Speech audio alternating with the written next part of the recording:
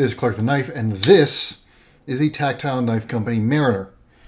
This is a very good knife, but it is priced in a way that puts it against some very stiff competition, and that makes it a lot harder to recommend in context. So I'm not here to waste your time, so let's get right into the background and specs. The Tactile Knife Company Mariner 2 is one of Tactile's newest designs coming out last year. Like everything Tactile makes, it's made in Texas, with most of the work done in-house. It is a small knife. Your blade here is just under 3 inches long, the handle a little over 4 inches, and it weighs about 3.5 ounces. Your blade here is a truly classic sheepsfoot shape. Quite slim at 1/10 of an inch on the stock, or 100 thousandths, coming down to about 20 thousandths behind the edge at a 17 degrees per side sharpened bevel here. This is Magnacut treated to 63 to 64 HRC, and by all appearances, Tactile has figured out their issues with Magnacut heat treat over time. It's got a thumb disc opener here with this cool 2-tiered design, and the pivot is on bearings. The Mariner comes in a range of variants, but all of them, you can get G10, carbon fiber, things like that, but they are all liner locks with a titanium lock side. This one here is full titanium on both sides. Again, you can also get this scale in carbon fiber, G10, vintage micarta, and I'm sure there will be more variants to come. This little knife is $429 in this configuration, and you can easily get over $500 for this knife with some extra cost configurations like DLC or a fancy Damascus thumb disc. So to get right to a couple quick size comparisons, here is your Small Sebenza, which is a comparison that we are going to be coming back to, believe me. And here it is compared to your large Sebenza. So you see right there, very similar to that Small Sebenza. Now let's bring out your Benchmade 940 and your Benchmade 945, just like that. So you can see on the smaller side. A couple TRMs. Here is your TRM Neutra, and here is your TRM Atom. So you can see sort of right between them in length. And then finally, we've got your Spyderco Para 3 right here, and your Spyderco PM2. So you can see this is not just a small knife because it's under 3 inches, but it really is small in every dimension. It's not very tall, it's relatively slim, it's relatively thin, it's just a small knife. So Tactile has really leaned into the story of this knife for its release, and that story is tied to its heritage. See, this is the Mariner 2, but it's the first Mariner that Tactile has released, so why the 2? That's because Tactile has positioned this knife as a direct sequel to Bob Terzola's 1987 Mariner 2 design. Bob Terzuola, if you're not familiar, is maybe the most original of gangsters when it comes to what we consider modern folding knives. He literally wrote the book on what a tactical folder is and should be. Bob is definitely getting up there in age, but he's still kicking around and still making knives, though his customs regularly run in the multiple thousands of dollars based on his reputation and their scarcity alone. He's done collaborations before with Fox Knives many years ago with Spyderco and with a few other makers, but the Mariner 2 here is, to my knowledge, the second most high-end production knife Terzuola has lent his name to, only surpassed by the truly massive, meaning it's like 4.25, maybe 4.5 inches, Eagle Rock that he did a couple years ago with Custom Knife Factory. And this truly is a tribute to the Mariner 2, while Tactile's version is significantly smaller than the original, and has a couple changes like a machined pocket clip rather than a bent clip. And it has a slightly taller grind, and it has this new scallop for your middle finger. The overall design sticks very close to Terzola's original. And so, if you're a Terzuola fan, and there are plenty, you probably already have this knife, and if you don't, I can shorten this review for you. This Tactile Mariner is a relatively faithful tribute to one of Terzuola's classic knives with some thoughtful modernizations, and if you want the experience of owning a Mariner without paying over $1,000 for a 35-year-old knife, you won't be disappointed. Now for the rest of you, I'm going to put that heritage aside for the remainder of the review and look at the Mariner exclusively in terms of how well it fares as an EDC knife. So first and foremost, this is a very nicely designed and nicely made knife. So stepping back and looking at this knife as a whole, there's a simple, restrained consistency to the design that you would expect from a veteran designer like Terzuola, and that can often be missing in the designs from younger knife makers. The handle has these nice gradual curves and thoughtful chamfers here that complement the shape. This smooth, blasted finish is gorgeous, echoing the same kind of matte but sleek finish you get on some of Shirogorov's more utilitarian designs like what you see in their Ursus line. Your screws sit perfectly flush on both sides with nice chamfers around the screw tails on the lock side. So these are not Chicago screws, these go right into the scale here. The back spacer is simple, but it is nicely chamfered and perfectly flush. You got a little extra back spacer here for your lanyard hole. This lanyard post is great. It's effective when you need it and completely invisible when you don't. This blade shape is classy and classic. This is a textbook sheepsfoot shape with a straight spine, nicely knocked down edges here, clean grinds, and a basic but consistent stone wash. The only really modern touch here is this two-tiered thumb disc, which is totally custom as far as I can tell. Haven't seen this before. And it is a clear upgrade from the knurled Emerson-esque disc on Terzuola's original. And obviously, as it has probably become apparent, I don't have a original Mariner 2 around because I just don't have $2,500 sitting around for an old custom knife. When you look closely at this little thumb disc here, you can see how interesting its design is. There are so many little cuts and chamfers and just little edges to it. This one little piece is just really cool, and it looks great from every angle, and it also works really nicely as well, certainly as well as it needs to. And so you put that all together, and this knife is absolutely pretty. It's pretty the same sort of way as Sebenza is. It's classy, it's classic, it's unostentatious in a way that a lot of modern designs aren't. This could easily work as a gentleman's folder, fitting the same kind of slot as something like your Sebenza or your Menandi.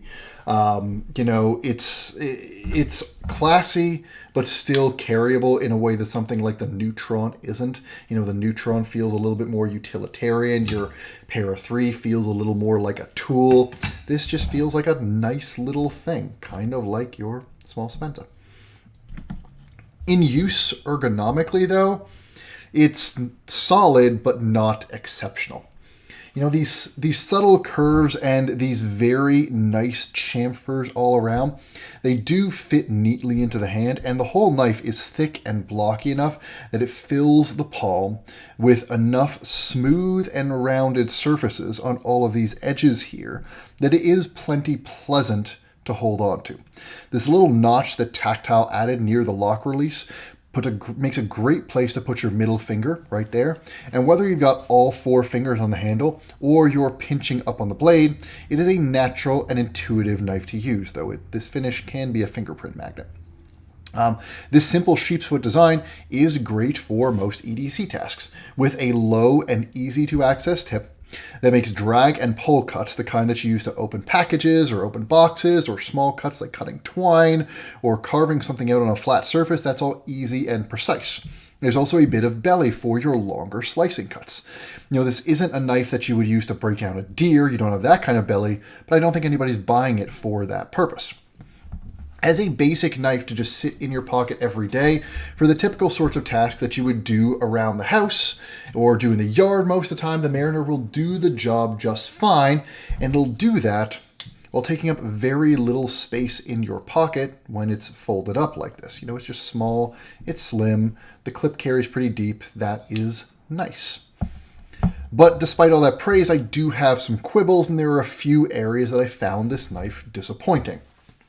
The first comes back to this blade, which is cutting performance. The Mariner cuts fine. It'll go through cardboard, it'll score paper and cardstock well enough, it'll do the jobs you need it to, but it could have, and maybe should have, been great. The Mariner's blade stock is thin.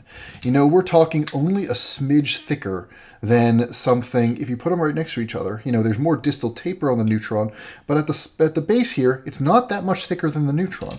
It is way thinner than, you know, something like your Para 3, and frankly, it's even thinner when I bring out your Small Sebenza here. It's a bit hard to see because of how rounded this is, but if you look at the base here, it's even thinner on the blade stock than your Small Sebenza. But Tactile has chosen to give this a flat grind, and it is a very flat grind indeed. There's just not a ton of drop between this flat here and the actual cutting edge. In use, that means that the Mariner cuts less cleanly and is less slicey than what I would want in a small EDC knife like this. To, you know, bring out another knife like the 945 here, or actually give me 1 second. Let me bring out my Delica. Here's my PD1 Delica review coming up for this. You know, these are all knives that I would carry, and, you know, your Neutron here. These are all knives that I would carry for similar reasons to the Mariner. I'll have the Sebenza hanging out over there. They're all small, pocket-friendly knives that I expect to do my basic light to medium-duty EDC tasks. But of these 5 knives on the table right now, the Mariner has the least impressive cutting performance of the bunch, or at best it's neck and neck with the 945, which is a little bit notorious for not really being super duper slicey. That's partly because of the factory edge, which, like most tactile knives I've owned, and like I've heard described of many tactile knives, the factory edge can generously be called unimpressive. A lot of people would say that it is bad. But even after I put my own edge on it, the Mariner's edge still doesn't bite quite as keenly as I would prefer in a small EDC. And it's easy to see why. You know, if you look at, again, let's bring up the Sebenza here. I always like to look at, you know, your plunge here. You can see at the plunge how much steel has been taken off from your full stock down to the edge here. You can see how deep that plunge is on the Sebenza because it's got this brilliant hollow grind. Really, my favorite thing about Chris Reeve knives is that hollow grind. It's just wonderful. This is just shallower. And you know, the stock is a little bit thicker than the Delica, and it doesn't have as much space to drop, and the grind is just a little bit steeper on the Delica, and the Delica, you know, isn't even the sliciest knife in the world. You know, you've got a Neutron, and that has just so much more space to drop. It just gets thinner. This knife just doesn't feel all that slicey in practice. Now, that could be exactly what Tactile intended. This is a Terzuola design after all, and many of Bob's designs, let's call it like it is, you know, favor edge toughness over pure slicing performance. Or another way to put that, a lot of Bob's work can be kind of fat behind the edge, intentionally so. That's part of the design. But that isn't what I expect, or really what I'd want in a high-end EDC. More importantly, it undermines the utility of what I'd want in a high-end EDC, and it undermines the utility of what is an overall solid design. As nice as this knife is in the hand, it ends up being a lot less enjoyable to use than a lot of other small EDCs just because cutting with it is more of a pain. The second thing that I don't love is the action. Now, to get my bias out of the way, I do have a bit of a principled issue with this knife being on bearings here.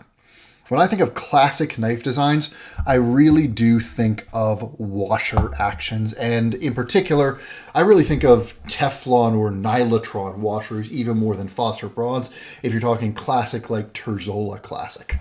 Knives on bearings can feel very, very good. I'll put this down this way. But bearing can also be a cop-out when a knife company can't or doesn't want to get their tolerances dialed in tightly enough to have a smooth, consistent, and satisfying washer action. I'm not saying that that's what Tactile was doing here, and I believe that all of Tactile's locking folders today have been on bearings. I don't think that they've made a locking knife so far that has been on washers, but that is a little different than what I initially expected when they really positioned this as a tribute to a classic design. But with that aside, the Mariner provides a merely good, not even quite great bearings action. So first, the good. This thumb disc, I just slipped on it there, but this thumb disc is generally awesome. The detent in the closed position is light but workable, but this thumb disc is very naturally placed. It's easy to get your thumb under. It provides plenty of grip, and the knife does crack open with a nice satisfying pop. The blade is a little bit on the lighter side, which helps it pop out quite so nicely. And I do love thumb disc knives in general, and this is just a very nice execution of it. You can also slow roll this knife if you want, and that feels great. But the bearings themselves don't feel particularly great. When I received this Mariner, the action was noticeably gritty all the way through both opening and closing. It had that sort of mechanical friction you would get on older Wii knives, or some of Giant Mouse's made in Italy bearing knives. It just didn't feel great. After a lot of opening and closing, like hundreds of opening and closing, and a decent amount of use, that grittiness has smoothed shut, but it's still a shake-shut action that, has a little stickiness and grittiness at times. It can drop in the right circumstances, but it just doesn't quite feel as crisp and smooth as I would really want a high-end bearings action to feel. Worse still, this pivot really likes to walk itself out of position and only stayed in place after I added some blue Loctite. After that extended break-in, the action is good, maybe even very good, but it's not great, and it's not nearly as satisfying to me as a well-tuned washer action might have been. Which brings us to the knife's biggest challenge, which is its price. This knife is $429. So on one hand, there are some things that can justify that price. This is made in the USA, and if that's something you care about, there is a premium attached to that. It's a classic design, and Bob Terzuola is definitely getting a cut of each sale one way or another. It's very nicely made, very nicely finished. My little quibbles with the grind and action aside, which could be design decisions as much as fit and finish issues. But the big, and I'll flip it over this way, the very obvious elephant in the room is there is another small, pocketable EDC knife with a plain titanium design that is around $429, and that is your Chris Reeve Small Sebenza, which is $425. So it's actually, if anything, $4 cheaper to get a plain Jane Small Sebenza compared to your Mariner here.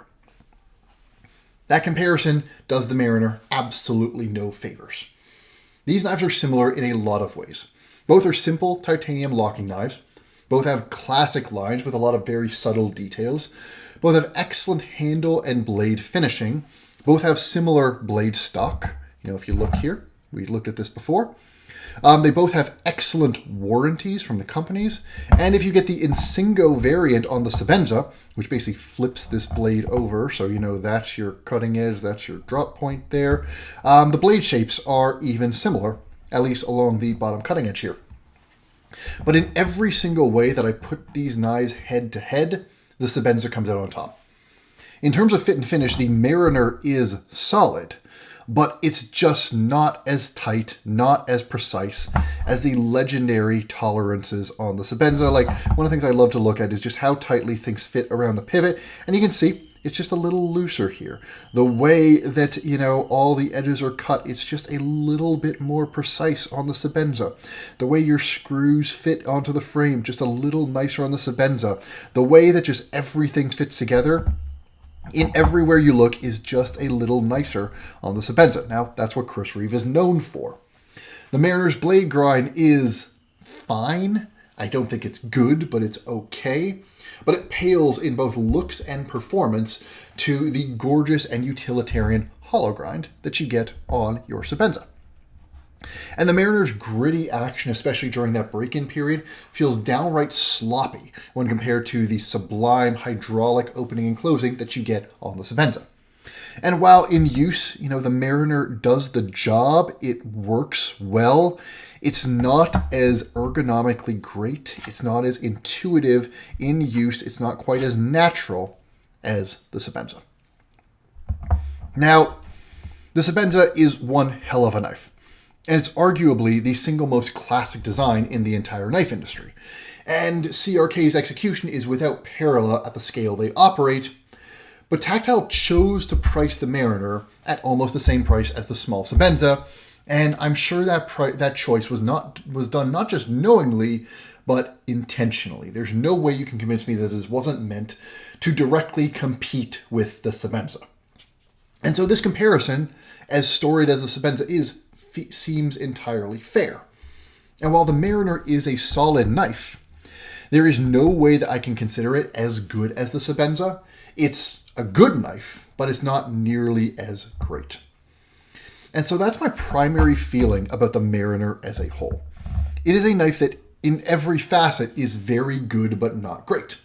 The fit and finish is very good, but the action makes it feel a little jankier than it should. The blade shape is very good, but the grind holds it back. The ergonomics are solid, and the knife looks nice and classy, but is just not as nice to use as some of the alternatives in this size range for the same price or even less. It's not as easy to use as something like the Delica. It's not as utilitarian, and it's not quite as pretty as something like the Sebenza.